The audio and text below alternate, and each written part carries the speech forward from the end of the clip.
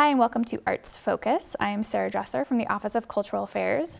Arts Focus is a monthly 30-minute program where OCA's director, JJ Musgrove, and I will meet with local arts and culture representatives to learn a little bit more about their groups. Our first guest today is Madeleine LeMieux from Resonant Arts. Welcome today. Thank you for having me. So Resonant Arts is a relatively new organization here in Columbia. So if you could just give us a brief history about how the organization was formed and, kind of some of the current programs that have come into existence. Sure. So we've been around for, just under 2 years. We started out at Orr Street Studios and have recently moved to a new space at 1023 East Walnut Street, number 3. And the entrance there is through the alley between Orr and 10th. We kind of came together in 2000, the beginning of 2015 was our first real year of programming, with the idea that we wanted to help local artists professionalize, build careers for themselves here in mid-Missouri, with a focus on providing practical skills, both in the form of workshops and residencies, as well as anything else we could think of, basically. I have been working towards this project for 6 years. Wow. When I went to graduate school at NYU, I had this idea that I wanted to do professional development for artists. And my husband and I knew we were going to move back to Columbia after I was done with my program there. And so I started looking at Columbia with an eye for its art scene and what I could do to help the local artists here as early as 2009 when we started my graduate program. Great. So when you talk about some of the professional development workshops and programs that you offer, for kind of artists of all ages, you've just started kind of your first session this last fall. What were some of those programs, and then also kind of give us a preview of what is coming up for the spring? Sure. So we actually ran our first session, of professional development workshops in the spring of 2015. And the workshop series is 5 workshops that hit on practical skills. So marketing 101 for artists, grant writing for artists, building a website, documenting your work, legal issues. These are some of the workshops that we've run in the past. This spring we have career planning for artists, creating an artist brand, marketing 101, grant writing for artists, and documenting your work. And these workshops are 3 hours long. They usually run on Saturdays and are taught by local professionals in the field. Great, awesome. So I know that that's definitely a need for a lot of kind of independent artists as they might work to kind of enhance their skills and careers in different areas. I know you also offer several kind of free programs throughout the year that people can also take advantage of. Can you talk a little bit about kind of what those are and kind of what that element is? So the workshop series is one component of what we're doing, and the other 2 major components are the Emerging Artist Residency and the After School Teen Artist Residency. The Teen Artist Residency is competitive, completely free to apply, participate in, and the students get $100 worth of art supplies as participants. That program runs in the spring and in the fall for 12 weeks. 10 students can be accepted just based on space limitations. And what they do is they work with a local professional artist to learn a skill, a technical skill, but also learn about that artist's kind of career trajectory. And so then they make work in that skill and the other skills that they learn during the program. It's 4 artists each session. And then at the end of that session, they have a public exhibition in our space. And so for a lot of the kids, it's their first time kind of presenting their work or providing it for sale. And we ran a pilot in the spring of 2015, and then it ran at capacity in fall. And in both times, there were kids that sold work, and it meant something it was really meaningful to them, because it showed them that there was some possibility for creating a career out of the arts and their creative practices. And then the Emerging Artist Residency. Applications actually just closed for that on the 1st, and we're choosing a resident right now. We'll be announcing on Friday. and that is a 3-month residency for an emerging artist, and they propose a project that's kind of pushing the boundaries of their current practice, and are selected based on whether we feel they can accomplish that project, and if the project is interesting, and if we can fund the project. So they then get material, budget, and a stipend, which is not too big, but it's good. Access to the studio space, 24 access, access to the professional development workshop series, one-on-one career coaching, and then like I act as their personal one-on-one cheerleader through publicizing the public event at the end. Great. As you mentioned earlier when you first started talking about how you just moved spaces from your studio on Orr Street to your new location, which is just steps away from your old location. Thank so God. It's still in the same area. You didn't have to move too many things Good in move. the winter time. So maybe talk a little bit about kind of what you're envisioning for that new space, and if you have also kind of any new initiatives you're hoping to take advantage of as you're moving forward with this new program year. Yeah, so we had some space limitations to our studio in Orr Street, and now we're about 3 times the size. So we're offering cooperative studio access is what we're calling it. And basically, you know, we're teaching workshops in the after-school program a very limited number of hours every month. And then when we aren't teaching those workshops and after-school program, then people can be members and have access to the studio. And it's a shared space, so we're hoping to build some community around that space. It's really affordable, and even we have an exchange for volunteer for free memberships or discounted memberships. So that's something that I'm hoping is accessible to students and maybe artists who are just getting started or who are just kind of starting to figure out what their art practice is. Yeah, and then we also are offering exhibitions and artist talks now. So we have a call for proposals that's just going to be open on a rolling basis, and we'll accept proposals and review them and place artists as we have time for them. Great. Well, where can people learn more? And also, this first Friday is coming up in February, the 5th, and then also kind of all the months from here on out. So I'm assuming you'll hopefully be open and part of that. So how can people find more and also come visit you? Yeah, so we have a Facebook page as well as our website, residentarts.org. And we are going to be holding open hours, and you can check the open hours on our website on the calendar page. So you can just drop in too.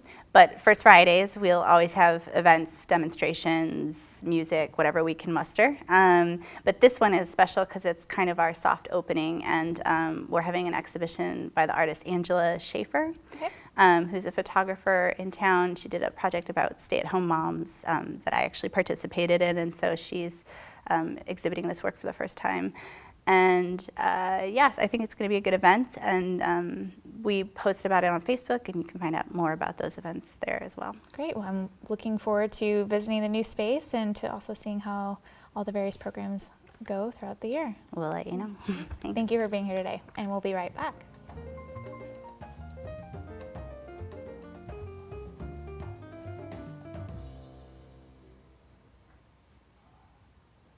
Hi there, and welcome back to Arts Focus. My name is J.J. Musgrove. I'm the Director of the Office of Cultural Affairs, and with me today is Jane Whitesides, and we are going to talk about the Missouri Symphony Society and all the wonderful things that you all do there. First of all, thanks for coming on. I really appreciate it. Thanks for asking me. Now, you've been Executive Director for not that long, but when did you come on board there? Really kind of the end of July. Okay, wonderful. Yeah. And obviously the Missouri Symphony Society is one of our most treasured organizations here in town, and we're very excited to that, and we have a symphony that is active in our community. Could you tell us a little bit about the organization itself, just a little tidbit of history for those people that may not know what it's all about?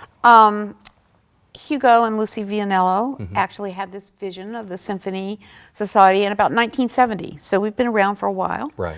The organization has gone through many different transitions, but we do have a resident orchestra that plays here in the summer. And we do have a conservatory, which is sort of our education arm. and the Women's Symphony League, which does a lot of work on behalf of the organization, like raising scholarship funds and that sort of thing. Wonderful, wonderful. The Yeah. conservatory program you mentioned, how big is that right now? What does it do?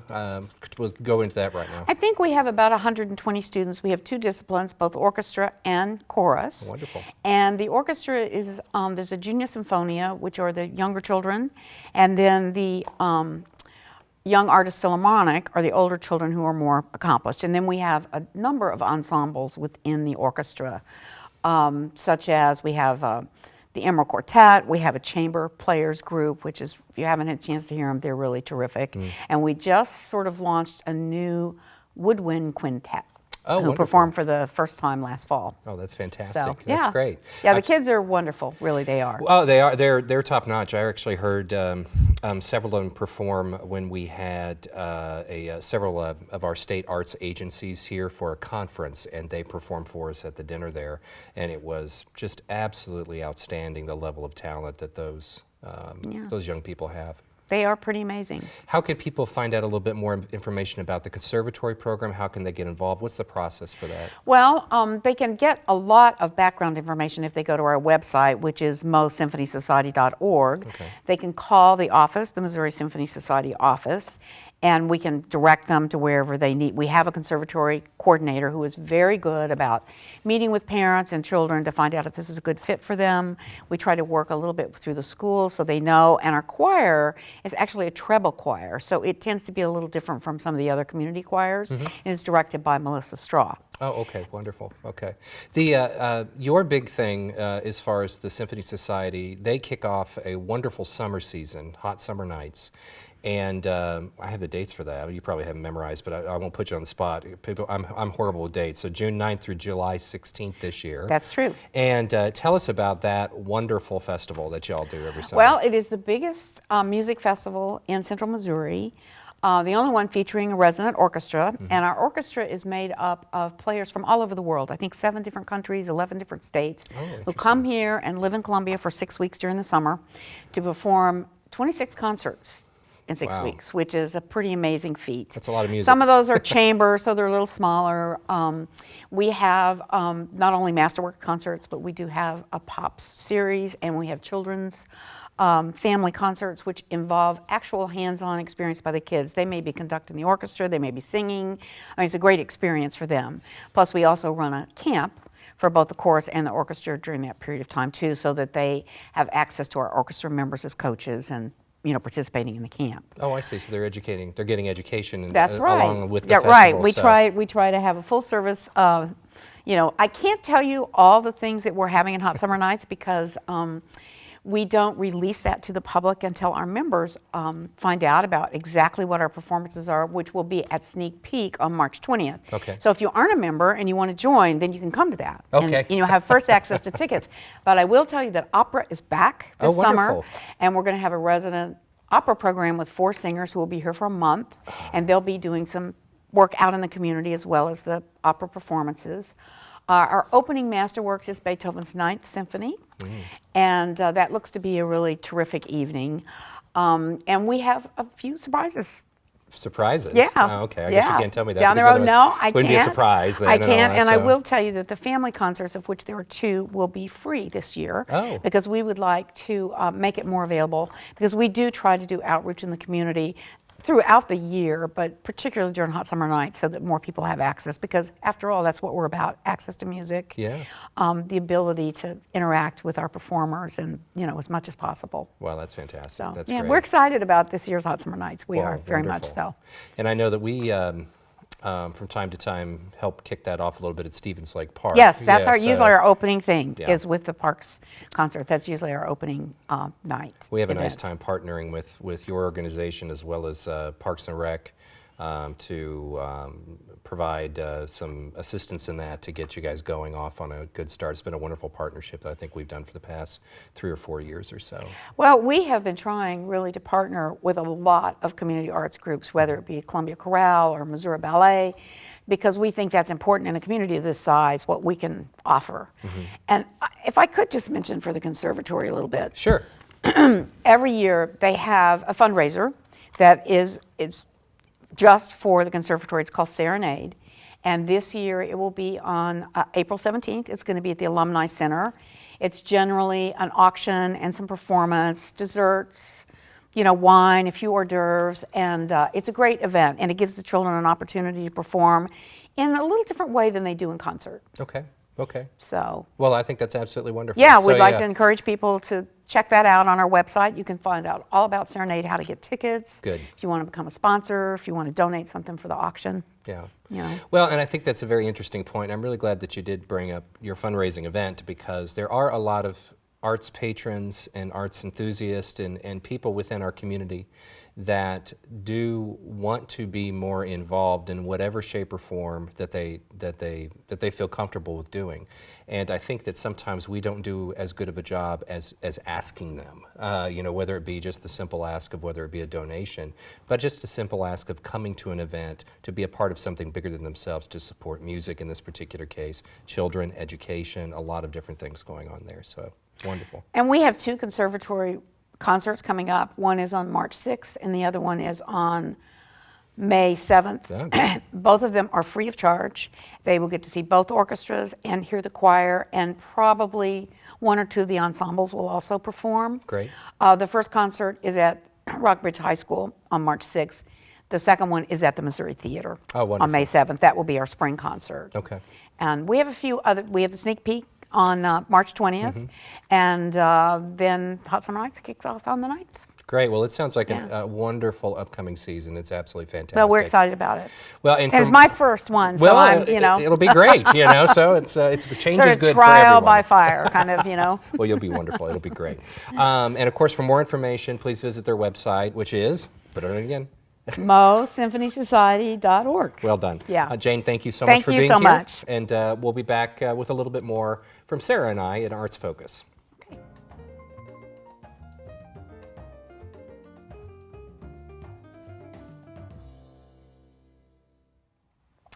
And we're back. So for our third segment today, JJ and I are kind of meeting again. Our very first episode, I think back in August, we talked a lot about all of the programs that the Office of Cultural Affairs administers and is involved in. So we're kind of doing a little update on a couple things that are coming up and things that are happening this month in February and kind of throughout the spring. Yes. So there we go. That's what we're going to do. So we'll give you an update on these particular programs and things that the Office of Cultural Affairs is trying to accomplish as the year goes by, that's for sure. Right.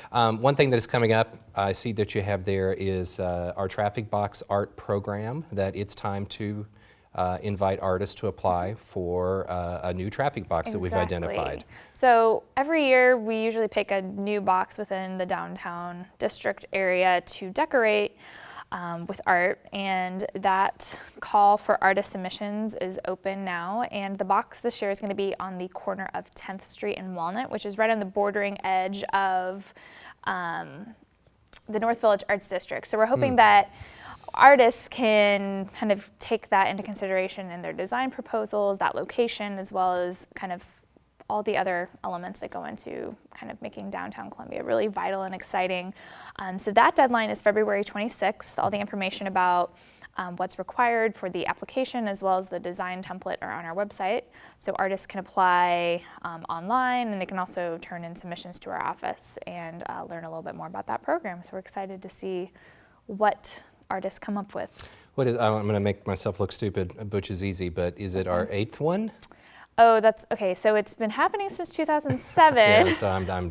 So no, it's been happening since 2007 with the very first box, which is at 9th Street and Broadway, David Spears. And I think there was a year off, and then every year since 2009, we've had a new box. Okay. And then also in 2015, we added a second box for the year, which was a special project with Columbia Public Schools elementary school students. So I'm going to have to go back and count, but we've had at least 8. This might be our ninth one. Okay. So I didn't know we had reached double digits yeah, yet. That's I don't the know. We reason have why I not say it. reached double Yeah. digits yet, Okay. but each year, none of the boxes have had to been changed out or anything. So continue to add to the collection. Great. And of course, the bottom line with these boxes are that it's a graffiti abatement program, so Right. that we have wonderful artists that work on these boxes. It beautifies our downtown. Other artists decide not to paint on those because we have a beautiful piece of work on those traffic box arts, and it really does increase the vitality of the downtown area, that's for sure. It's absolutely great. It's a great program. We also have another call for artists coming up here pretty soon as far as Yeah. the commemorative poster that we do on an annual basis that we unveil at the poster party for the arts in the first part of September. So tell us about those dates. So the commemorative poster, I mean, just this week, which is the first week of February, so people should be getting that information very soon if they go to our website. Each year we accept images of existing work or new work that people might decide to create exactly for this poster from Mid-Missouri artists to be chosen by a committee to be named the commemorative poster image for the city of Columbia. So that's always a very fun process for us to go through. I guess some added details this year that we're kind of opening it up for people to be encouraged to apply for this program. Not only are images considered to be the winning image for the poster, but there'll also be a handful of honorable mention images selected that will be used in the artwork in the next year's Columbia Citizens Handbook that's put out by the city. And the winning poster image also will be featured on that cover. So there's kind of some more opportunity, not just to win the poster, but there's also a chance to be an honorable mention and then have your work recognized in a different city publication. So all of those details about kind of what artists can apply for is also going to be on our website this week, the very first part of February. And that deadline is going to be the end of March. Exact date to be determined, but it's usually the very end of March. So there's about 6 or 7 weeks for people to put together their applications. Artists can submit up to 10 images, so you don't just have to pick one, and we have a committee that looks at that. And again, kind of in the similar way of the traffic box, but in a little bit more of a broader sense, we're really looking for images that speak to Columbia and Mid-Missouri and just kind of what makes Columbia special and kind of, looking at something that artistically expresses that. So that's really kind of what it comes back down to as well, that we try to represent that on the poster. That's great. Yeah. This was an idea that we, that the Office of Cultural Affairs, sometimes we come up with great ideas, sometimes not. But this was an idea actually that was given to us by the city manager, who wanted to give more of an opportunity for artists to show their work through city publications, and also to beautify an important document that is handed out or given out to our citizens about our services and things like that. And so we thought this was a really nice marriage of the poster submissions that we already receive and the Citizens Handbook. So we thought that that was a good idea, and we're continuing forward with it. Exploring that and just seeing kind of how we go for the future. Right. What else we got? So a couple of events that I just want to kind of lay out there for people. In February, one of the things that our office organizes every year is we're the regional coordinators for the Poetry Out Loud competition. Now, Poetry Out Loud is a national competition organized by the National Endowment for the Arts, and in Missouri it's organized by the Missouri Arts Council, and then our office is a regional coordinator. So we contact schools in mid-Missouri, up to 10 schools. This year we have 8 who are participating, and they hold their own school competition for students to recite poetry, and they have to pick from a list of poems. And then on February 17th, which is a Wednesday, all of the school winners from Mid-Missouri or the central region will come to Columbia to participate in the regional competition. And then that winner will be decided, and they will go on to participate in the Missouri State competition in March. And then the winner from Missouri goes to the Nationals in April. So we're really excited to be hosting here in Columbia the regional competition. We always have great participation from the students. It's a fun morning. So that is Wednesday, February 17th. Starts at 10 a.m. It's at the Columbia Public Library in the Friends Room, which is on the main floor. Great. And it's open to the public. So if people want to come to, kind of take part in being an audience member for that, I'm always really impressed with the poems that the students have chosen to recite from memory, and then they are scored by a panel of judges, and there's an accuracy judge as well. So that's just, I think that's one of my most favorite programs that we get to be a part of as the office, and kind of really taps into the literary arts, which a lot of times people think of arts and they're in performing or visual. So I think this is another a great avenue that we're able to work with as well. Yeah. Great. That's wonderful. Well, I think we're running out of time, Oh, okay. but yeah, we're done. We have so much more that we can talk about, and I think people can find out more about those on our Facebook page, Como Arts, on our website. You can say comoarts.com. People get to our city page that way and stay updated on all the calendar of events and sign up for our Art News email newsletter. I'd say that is our best way for people to stay up to date on all of the arts events that are happening on a weekly basis here in Columbia. Yeah, we have an that email newsletter comes out every Thursday, so we have a within reason. So yeah, Within we do. reason. That's a good. Thanks for joining us Thank on you. Arts Focus. Been JJ and Sarah, and we'll see you next month. Next month.